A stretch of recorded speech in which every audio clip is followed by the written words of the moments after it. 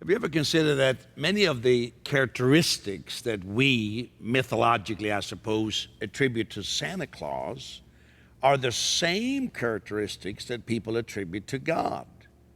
Number one, a very legalistic characteristic.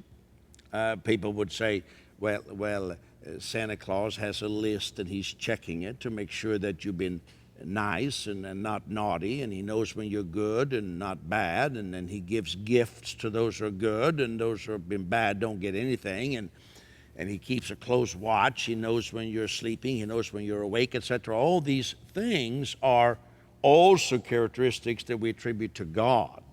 We say, God is looking out. Don't fool with God.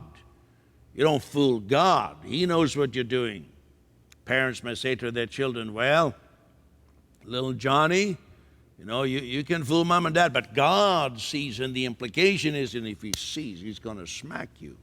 Then another characteristic of Santa Claus is, of course, he only shows up once a year when you're sleeping. To many people, that's how God is. There's no reality encounter with God, but I guess, he's there and he showed up and he does things, but I never saw it. Another thing is that the Santa Claus lived at the North Pole, so he's far away.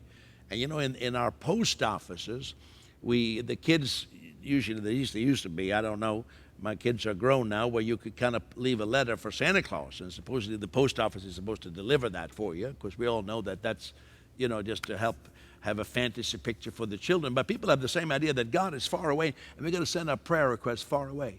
It's amazing how you have these parallels. So you say, well, maybe God is like that. I mean, who's to say? Who's to say? Well, Jesus is to say.